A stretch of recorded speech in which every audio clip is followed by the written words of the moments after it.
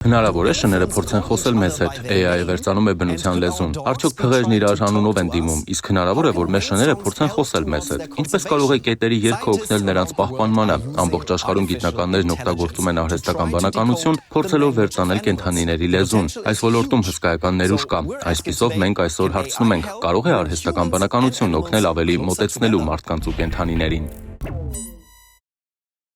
Իմ կատուն Ջոնին է, նրան շատ հեշտ է հասկանալ, նա ուզում է ուտել, քնել, գրկախառնվել կամ զբոսնել։ Ես այդքան էլ վստահ չեմ, որ իսկապես անհրաժեշտ է ավելի հաճախ հաղորդակցվել նրա հետ, բայց գուցե ինչ-որ բան բաց եմ թողել։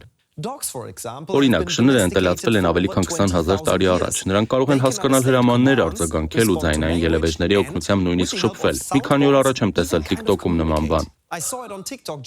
Ֆեդերիկո Ռոսանոն, որը կոգնիտիվ հետազոտող է, ուսումնասիրում է վիրուսային այս երևույթը։ Շունը ամենահեշտը սեղմում է ուտելիք, քաղցրավենիք, դուրս, խաղ, ջուր կոճակները։ Սա կարևոր է, քանի որ ցույց է տալիս, որ շունը պատահական կոճակներ չի սեղմում եւ պարզապես չի կրկնօրինակում ուսուցման ընթացքում տեսածը։ Փոխարենը նա սեղմում է այն կոճակները, որոնք արտահայտում են իր իրական ցանկությունները կամ կարիքները, այլ ոչ թե այն, ինչ մարդը կարծում է, որ շունը պետք է ցանկանա։ Բայց ոչ բոլոր շներն են նույնը։ Ֆեդերիկո Ռոսանոն հետազոտել է ավելի քան 60 խելացի շուն, որոնք կարողանում են օգտագործել ավելի քան 100 կոճակ։ Հետազոտողներն արդյունքները հաստատում են հատուկ հավելվածի միջոցով, գնահատելով փոխազդեցությունները։ Գործընթացը վերահսկվում է տեսախցիկներով արդյունքները հաստատելու համար։ Երբեմն նրանք համատեղում են կոճակները մեկը մյուսի հետևից սեղմելով երկու կոճակ, օրինակ ուզում եմ զբոսանք կամ ուզում եմ սնունդ կամ ուզում եմ համեղ ինչ-որ բան, եւ դուք կարող եք տեսնել, որ այս համաձրությունները պատահական չեն։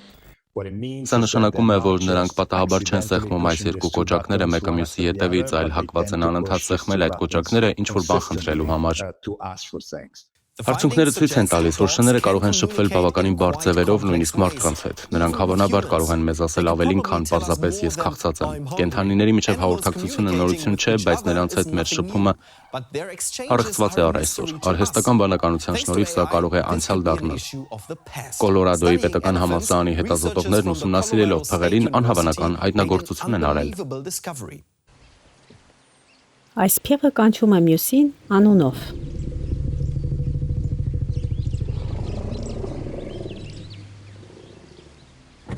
Հայտնի է, որ փղերն օգտագործում են յուրահատուկ ձայներ միմյանց կանչելու համար։ Գիտնականներից տարիներ են պահանջվել այդ կանչերն ուսումնասիրելու համար։ Հեշտ գործ չէ, հաշվի առնելով, որ փղերի որոշ ձայներ լսելի չեն մարդուն։ Այս հարցում օգնության է գալիս արհեստական բանականությունը։ Մենք ուսումնասիրել ենք այս կանչերը կիրառելով մեքենայական ուսուցման հատուկ մոտեցում եւ կարողացանք ստանալ ապացույցներ, որ այս կանչերը իրոք որոշակի հասցեատեր ունեն։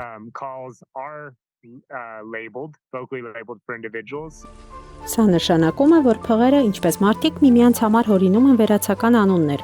Շանտ կենդանիներ ձայներ են արձակում իրար ինչ-որ բան նախազգուշացնելու համար, բայց փղերի արձակած ձայները տարբեր են։ Այդ ձայները ոչ մի կերպ չեն արտացոլում փղերի հաղորդակցման սովորական ձևերը, դրանք կոնստրուկցիա են, որ փղերը ստեղծել են իրար ճանաչելու համար։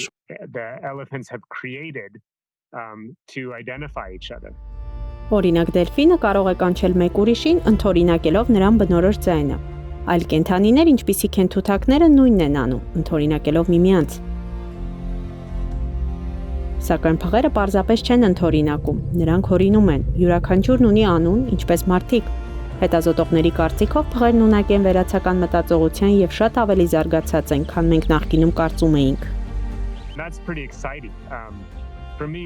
Այս ամենը բավականին հետաքրքիր է, մենք հնարավորություն ենք ստացել պատկերացնելու, թե ինչպես են աշխատում փղերի ուղեղները, ճանաչողական ինչ ընդունակություններ ունեն նրանք։ Սա նաև ցույց է տալիս, որ փղերը կարողանում են ընկալել իրերը վերացական ձևով։ Ինչպիսի հայտնագործություն, բայց ինչպես է արհեստական բանականությունը ապացուցել, որ փղերն անուններ են օգտագործում, եւ ինչպես է աշխատում մոդելը, գիտնականները Քենիայում ավելի քան 4 տարի ձայնագրել են փղերի կանչերը։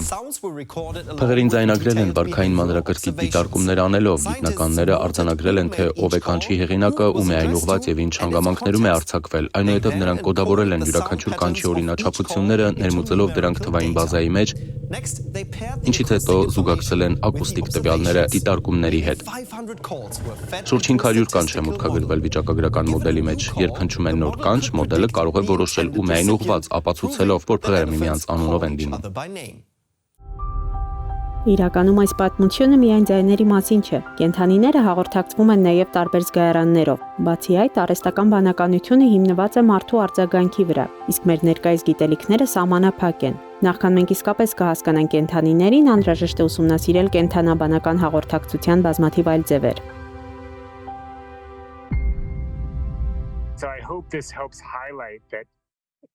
Այսպիսով հուսով եմ սա կօգնի ընդգծել, որ կան կենդանիների տեսակներ, որոնք ունեն իսկապես բարդ կյանք եւ նուրբ հարաբերություններ, աշխարհի մասին մտածում են բարդ ձևով, այս ամենից մենք պատկերացում չենք ունեցել։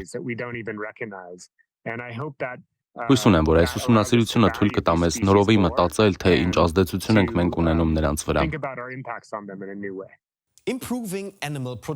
Կենդանիների պաշտպանության բարելավումը չիլիացի ծովային կենսաբան Մարսելա Ռուիզի նպատակներից միայն մեկն է։ Նա օվկիանոսի ձայները վերլուծում է որպես կետերի երգ, նպատակն է ավելի լավ հասկանալ կետերի վարքագիծը, որպեսզի կարողանանք պաշտպանել նրանց։ Չիլիի ափերը ողողող խաղաղ օվկիանոսն իդեալական վայր է կետերին դիտարկելու համար։ Բոլոր կետերի տեսակների գրեթե կեսը հանգրվանում է այստեղ։ Լողանավերի վրա տեղադրված սենսորների միջոցով ծովային կենսաբան Մարսելա Ռուիզը ցանկանում է ավելին իմանալ ծովային այս էկոհամակարգի մասին։ Ստական բանականությունը գործիք է, որը կօգնի մեզ հասկանալ օվկիանոսներն իրենց ողջ խորությամբ։ Ներկայումս մենք գիտենք օվկիանոսներում կատարվողի միայն 20%-ը, քանի որ տվյալների հավաքագրումը շատ դժվար է։ Կա նաև այդ տվյալների մշակման դժվարություն։ Այսպիսով բոլոր վերլուծությունները կկատարվեն ուսումնասիրության միջոցով, ինչը թույլ կտա մեզ տեսնել բաներ, որոնք մենք որպես մարդ չէինք կարող տեսնել եւ հասկանալ։ Մարսելա Ռուիզի կազմակերպությունը Չիլիի ափամերձ շրջաններում տեղադրել է մոնիթորինգային լողաններ, թիմը պարբերաբար վերլուծում է հիդրոակուստիկ վերջին տվյալները։ Սակայն կան այնպիսի ձայներ, որոնք մեզ լսելի չեն։ Հենց այստեղ էլ գործի է դրվում արհեստական բանականությունը։ Արհեստական բանականության գործիքներն ավելի արդյունավետ են եւ կարող են շատ ավելի արագ արձագանքել լողաններից ավտոմատ փոխանցվող տեղեկություններին։ Այնուհետև ալգորիթմները գնահատում են տեղեկատվությունը իրական ժամանակում։ Օրինակ, երբ հայտնաբերվում են կետերի երգեր։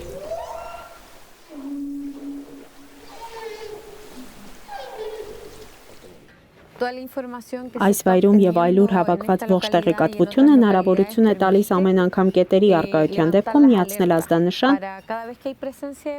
զգուշացնելով նավերին, որ նվազեցնեն արագությունը կամ փոխեն ուղղությունը։ Սա նաև կկրճատի վթարների թիվը, հատկապես եթե մենք տեղադրենք ավելի շատ լողացող ցանցեր։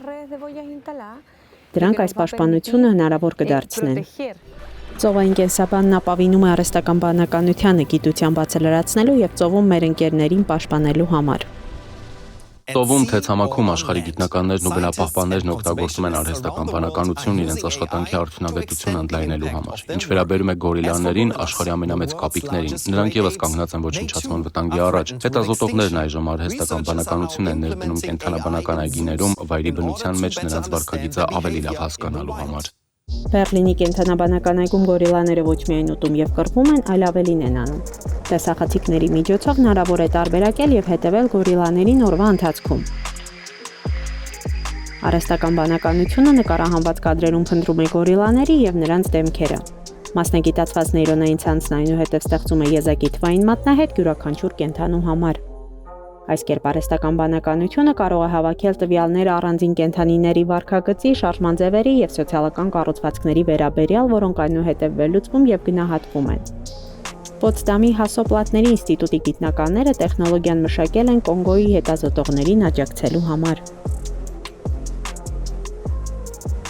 Սա շարժումով ակտիվացվող տեսախցիկ է նախատեսված վայրի բնության համար, Կոնգոյում սրանից արդեն իսկ 92 հատ կա։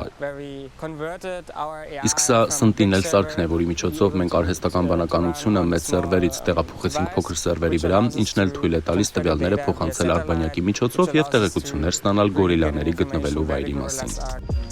Կոնգոյի Օձալակոկու ազգային այգում նկարահանված կադրերը եւս օգնում են մարզել արհեստական բանականությունը նոր պատկերացում տալով գորիլաների վարքագծի մասին։ Սա պետք է օգնի ապագայում ավելի արագ արձագանքել համաճարակներին եւ այլ վտանգներին։ Հետազոտողները նաև օգտագործում են արհեստական բանականությունը առյուծներին ավելի լավ հասկանալու համար։ Գաիա միջազգային վայրի բնության պահպանման նախաձեռնությունը Բեռլինի կենդանաբանական այգու հետ համատեղ մշակում է հատուկ հսկապներ, դրանք գրանցում են առյուծների շարժումներն ու վերլուծում, օգտագործելով արհեստական բանականություն։ Էլզա եւ Մատեո առյուծների վսկապները հագեցած են սենսորներով, որոնք հետևում են նրանց յուրաքանչյուր շարժին։ Հասկանալու համար, թե որ շարժումը որ տեսակի գործունեության համար է պատասխանատու, արհեստական բանականությունը համեմատում է սենսորների տվյալները տեսախցիկի տվյալների հետ։ Մինչ օրս մեծ ուշադրություն է դարձվել կենդանիների տեղաշարժերին, բայց մենք ցանկանում ենք նաև հասկանալ, թե ինչ են անում կենդանիները որոշակի պահի ավելի լավ ճանաչելու նրանց վարքագիծը։ Այսպիսով կարող ենք եզրակացնել, թե նրանք ինչ կարիքներ ունեն։ Հետազոտողները դիտարկում են, որտեղ են առյուծները սնվում, որտեղ են զուգավորվում եւ որտեղ են խնամում իրենց մորթին։ Սա թույլ է տալիս ձեռնարկել պահպանման ավելի նպատակային միջոցառումներ։ Բայց արդյոք կենդանաբանական այգուց ստացված տվյալները կիրառելի են սավանայում։ Իհարկե, կենդանաբանական այգում ստացված տվյալները բոլորովին նույնը չեն լինի, ինչ վայրի բնության մեջ, բայց կենդանաբանական այգում մենք կարող ենք տեսնել առյուծների վարքի հիմնական ձևերը։ Քնել, ուտել, քայլել, անցնել տարբեր մակերեսներով։ Այս առյուծները խաղում են իրար հետ։ Նրանք մռնչում են գիշերը, նրանք նշում են իրենց տարածքը։ Այստեղ նախնական ուսումնասիրություններ կատարելը շատ ժամանակ, շատ գումար, շատ ջանք է խնայում։ Այսպիսով արհեստական բանականությունը մարզվում է կենդանաբանական այգում, որովհետև վայրի բնության մեջ հեշտ չէ տեսախցիկներով հետևել կենդանիներին։ Այսպիսով պարզեցինք, որ արհեստական բանականությունը կարող է օգնել մեզ հասկանալու կենդանիների վարքագիծը։ Մեծ Բրիտանիայում արհեստական բանականությունն օգտագործվում է նույնիսկ սկյուրների հակաբեղմնավորման համար։ Այո, ճիշտ լսեցիք, տեղական կարմիր սկյուրը գտնվում է ոչնչացման եզրին, այլ տեսակի սկյուրների կողմից տարածվող վիրուսի պատճառով։ Այժմ արհեստական բանականության պատկերի ճանաչման նոր համակարգը կարող է հստակ տարբերակել սկյուրներին եւ տեղական կարմիր սկյուրներին տալ գերակրման պրեմիում վայրերի հասանելիություն։ Իսկ մոխրագույն տեսակի սկյուրներն էլ ստանում են հակաբեղմնավորիչ։ Այսպիսով հիմա մենք ունենք արհեստական բանականություն, որը սկյուրներին բաժանում է հակաբեղմնավորիչներ։ Ինչ աշխարհում ենք ապրում, այսօր այսքանը, մինչ նոր հանդիպում Shift-ի եթերում։